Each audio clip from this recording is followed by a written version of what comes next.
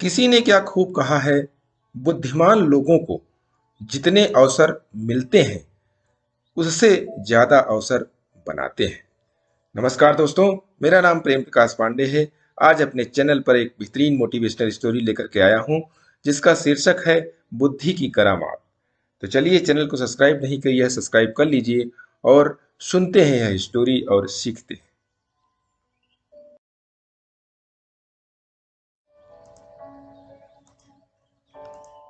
सम्राट हर्षवर्धन के दरबार में विद्वानों की भीड़ लगी हुई थी। उस सभा में तरह तरह के प्रश्नोत्तर हो रहे थे। कोई भी व्यक्ति अपना प्रश्न पूछ सकता था। सभा में एक छोटा बालक भी था। बालक ने हाथ जोड़कर सम्राट से अपना प्रश्न पूछने की अनुमति मांगी। अनुमति मांगकर बालक ने सम्राट को प्रणाम किया और बोला, मैं जानना चाहता हूं कि बुद्धि मनुष्य के किस अंग में निवास करती है। बालक के प्रश्न सुनकर सभी बोलने लगे कि भला यह भी कोई प्रश्न हुआ। ब्राह्मण बोला, महाराज, बुद्धि मस्तिष्क में रहती है। फिर मंत्री ने बोला, महाराज, मेरे विचार से बुद्धि हृदय में रहती है।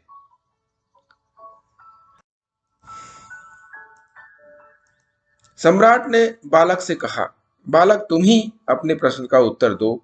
बालक बोला, महाराज, यदि आप मुझे अपने यहाँ बैठने की आज्ञा दें तो मैं इस प्रश्न का उत्तर दे सकता हूँ। सम्राट ने हंसकर कहा, आज से यह बालक हमारा मंत्री है। बालक मंत्री की सीट पर बैठकर बोला, महाराज, बुद्धि सदा मनुष्य के जीभ पर रहती है। कोई भी व्यक्ति, चाहे वह कितना भी विद्वान हो, यदि समय पर उचित बात नहीं कह सकता तो उसे सदा लज्जित होना पड़ता है। बालक का उत्तर सुनकर सभी ने उसकी बहुत प्रशंसा की।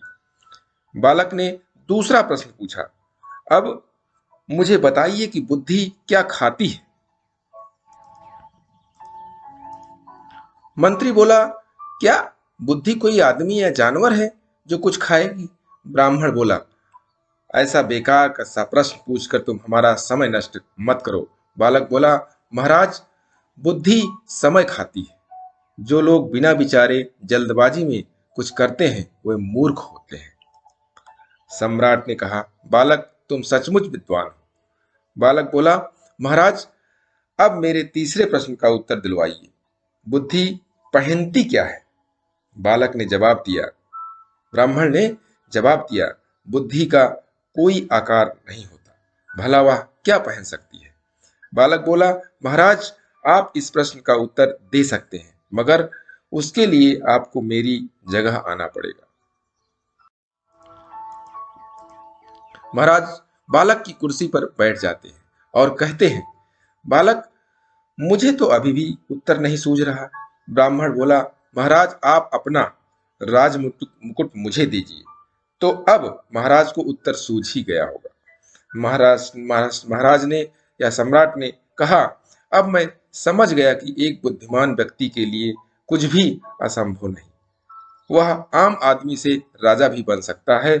बालक, तुम अद्भुत हो। आज से तुम मेरे न केवल मुख्यमंत्री हुए बल्कि मित्र भी हो। यह बालक आगे चलकर बाण भट्ट के नाम से प्रसिद्ध हुआ। बाल भट्ट ने संस्कृत भाषा में अनेक रचनाएं लिखी हैं।